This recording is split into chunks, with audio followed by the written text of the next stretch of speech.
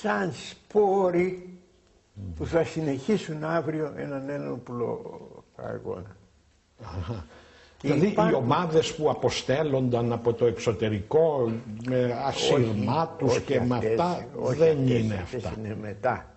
Δεν είναι. Τότε, λέω, εκείνη την περίοδο υπήρχε αυτή η κατάσταση, δηλαδή από τα αρχεία όπως είδα, που έδειχνε και τέτοιες καταστάσεις. Από εκεί και πέρα βέβαια συμβιβάζονται όλοι στη γραμμή ότι δεν πάμε τώρα έτσι. Σε τρίτο γύρο, παραπόδα σήμαινε πια μόνο έτοιμοι για τα πάντα, εντάξει, αλλά δεν ήταν όμως πια αυτής της περίοδου.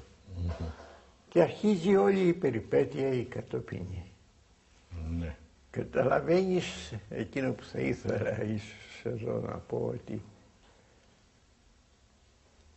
βέβαια δεν μπορούσε κανείς καθόλου να μιλήσει για ατομική ζωή, για οντότητα δική του η οποία θα μπορούσε να αλλάξει τα πράγματα, όσες ευθύνες και αν έχει ο καθένας.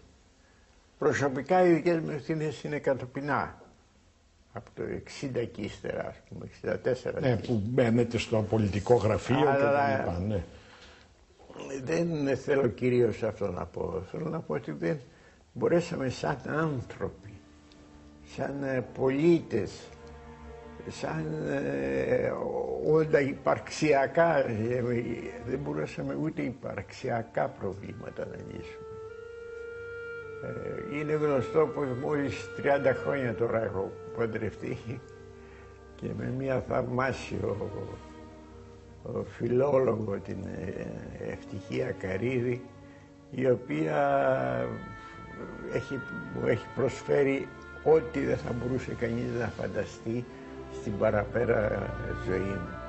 Αλλά πέραν αυτού δεν μπορέσαμε κάτι άλλο να έχουμε δημιουργήσει.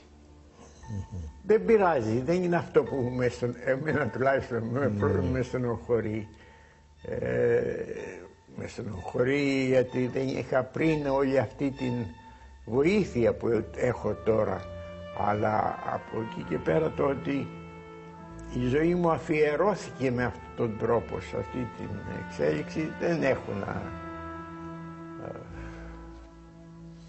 να μεμφθώ κανέναν παρά μόνο τον εαυτό μου και την πολιτική που είχα να ακολουθήσω, που εγώ τουλάχιστον, όπως και πολλοί, όπως και ίσως και όλοι, πιστεύαμε πως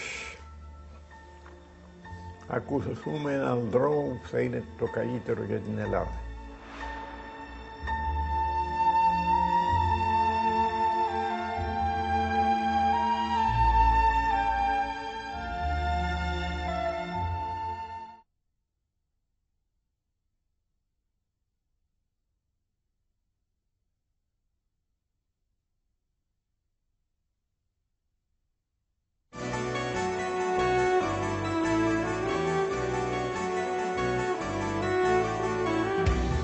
Όπως είπα, από το 61 και ύστερα μπαίνω σε καθοδηγητικές, ας το πούμε, θέσεις και βέβαια οι ευθύνες μου από τότε μεγαλώνουν. Ναι. Ήτανε δύσκολες οι σχέσεις του Κομμουνιστικού Κόμματος, του οποίου η ηγεσία βρισκόταν ακόμα στο εξωτερικό, και της ΕΔΑ, η οποία ήταν ένα ενδιαφέρον πείραμα σταδιακής επανένταξης της συνολικής αριστεράς στο κοινοβουλευτικό αστικό παίγνιο. Έχεις απολύτως δίκιο και νομίζω πως έχουν και άλλοι δίκιο που δεν ήσαν οι αριστεροί, που αυτό το έχουν καταλάβει. Και δυστυχώς δεν το είχε καταλάβει η ηγεσία του ΚΚΕ. Θεωρούσαμε ότι ναι, υπάρχει η ΕΔΑ, αλλά υπάρχουν και κάτι καινούργοι που μπήκαν στην ΕΔΑ και ποιος ξέρει πού θα πάει αυτό το κίνημα. Γι' αυτό την βασική γραμμή και την μεγάλη σοφία πρέπει να τη δίνουμε εμείς που είμαστε στο εξωτερικό. Μάλιστα. Αυτό ήταν, να το πούμε απλά λόγια, το πρόβλημα, το οποίο οδήγησε πραγματικά και σε συγκρούσεις με στελέχη της ΕΔΑ. Και κυρίως οδήγησε στο ότι η ΕΔΑ απεδείχθη ότι είχε δυνατότητα να αναπτυχθεί σε ένα τέτοιο ισχυρό αριστερό κόμμα και δεν μπορέσαμε αυτό να το πετύχουμε. Ναι. Είναι γνωστό ότι σε μια συνάντηση το Λιάτη στην αρχή με τον Ζαχαριάδη του είχε πει αυτό το χαρακτηριστικό: εσείς έχετε την ΕΔΑ, να την προσέξετε σαν τα μάτια σας. Δεν έγινε και αυτό και έτσι η αριστερά έχει όλη αυτή την ευθύνη, και εννοώ η ηγεσία του ΚΚΕ, για να μην για το ποια ήταν αυτή η συνέχεια. Σε αυτή την προσπάθεια μέσα σιγά σιγά προσπαθώ να ανοιχθώ. Έχω τη γνώμη ότι βασικά έκανα λάθος, γιατί ακολούθησα αυτή την γραμμή, αλλά έχω πάρα πολλά σημεία, άμα παρακολουθήσει κανείς ιδιαίτερα τα στενογραφημένα πρακτικά των Ολομελιών, όπως λέγαμε, και των ιδιαίτερων συζητήσεων, θα δει πάρα πολλά σημεία στα οποία υπάρχει και η δική μου συμβολή.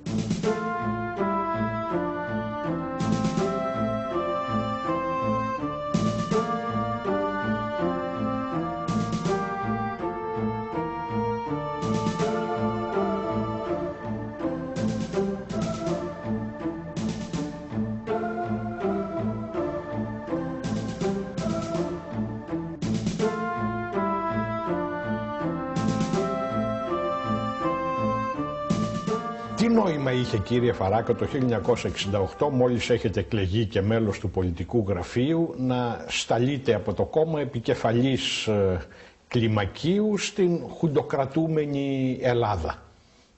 Να επιστρέψετε έπειτα από τόσα χρόνια στην πατρίδα.